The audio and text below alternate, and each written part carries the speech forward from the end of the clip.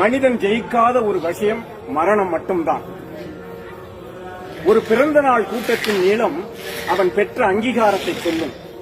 ஒரு இறந்த நாள் கூட்டத்தின் நீளம் அவன் வாழ்ந்த வாழ்க்கையை சொல்லும்.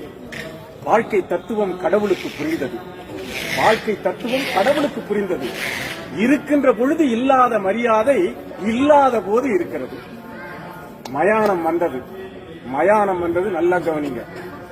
நேற்றைய சவத்தை நாளைய சவங்கள் சுமந்து சென்றன.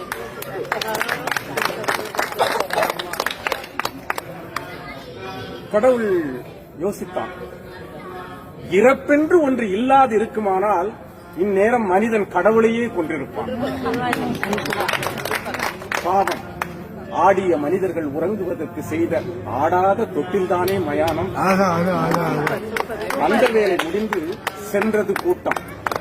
இது ஆறறிவு ஓய்ந்து அடங்குகிற ஆட்டம். கடவுள் யோசித்தான், உயர்ந்த ஜாதியினருக்கும் தாழ்ந்த வகுப்பினருக்கும் தனித்தனியே மயானங்கள்.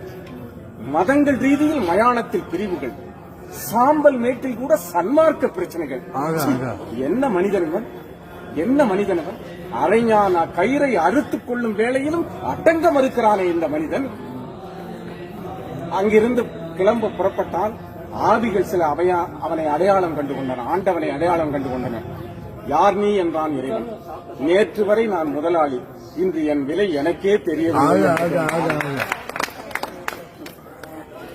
80 வயதில் எனக்கு இந்த இடம் தேவைதானா என்றது ஒரு ஆவி. ஆண்டவன் சொன்னால், எத்தனை காலம் வாழ்கிறாய் என்பதில் அல்ல வாழ்க்கை, எப்படி வாழ்ந்தாய் என்பதில் தான் இருக்கிறது என்று சொன்னார். இறைவா, இங்கு என்னை ஏன் படைத்தாய், இந்த சிறைக்குள்ளே அடைத்தாய் என்று கேட்டது ஒரு ஆவி.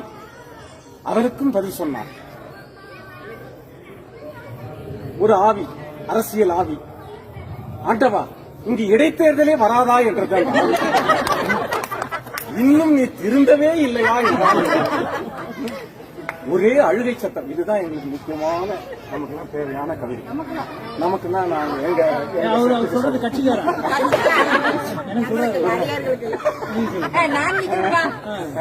ஒரே அழுகை சத்தம்.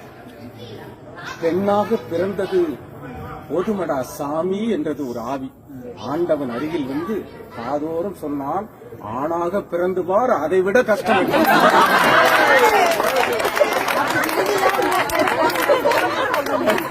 எங்களோட கஷ்டத்தை நாங்க எப்படி சொல்றது? இந்த மாதிரி எங்களோட குரலை இவர் மூலமா தான் சொல்ல முடியும்.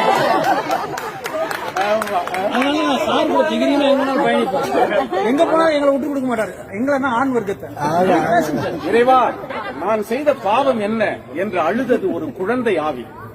பாவிகள் நிறைந்த உலகத்தில் பிறந்ததுதானடா நீ செய்த பாவம் என்றான் ஆண்டவர். சரி, நல்லவர்களை எல்லாம் சீக்கிரம் அழைத்துக் கொள்ளுகிறாய், கெட்டவர்களை நீண்ட நாள் வாழ வைக்கிறாயே, இது என்ன உன்னுடைய நீதி என்றான். நல்லவர்களை விட்டு வைத்தால் அவர்களும் கெட்டவர்களாகிவிட்டார்கள்.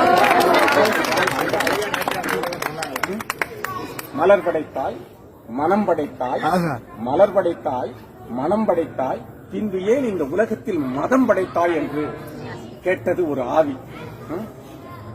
ஆண்டவனுக்கும் அடிசருக்கும் என்றான்.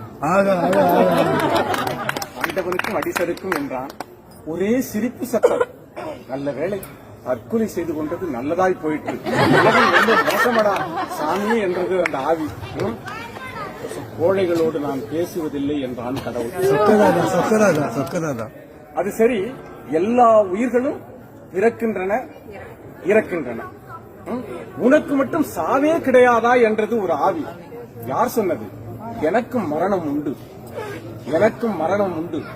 மழலைகள் சிரிக்கும் பொழுது நான் பிறக்கிறேன், மனிதர்கள் இதுபோல செய்யும் பொழுதெல்லாம் நான் ஒவ்வொரு கணமும் இறக்கிறேன் என்றார். ஆவிகளோடு பேசியதில் 1000 அர்த்தங்களை கண்டுகொண்ட ஆண்டவன் அங்கிருந்து மனிதர்கள் என்ற போர்வையில் நடமாடுகின்ற விலங்குகளிடமிருந்து விடைபெற்று சென்றான். இதுதான் அந்த கவிதையுடைய சாரம். மடலைகள் சிரிக்கும் பொழுது நான் பிறக்கிறேன் என்று சொன்னான். மடலை என்ன செய்யும்? ஓடி வந்து எல்லோருடைய கால்களையும் பிடித்துக் கொள்ளும். எங்கள் கால்களை நேற்று வரை தொட்ட மழலைகளாகிய உங்களை நான் வாழ்த்துகிறேன்.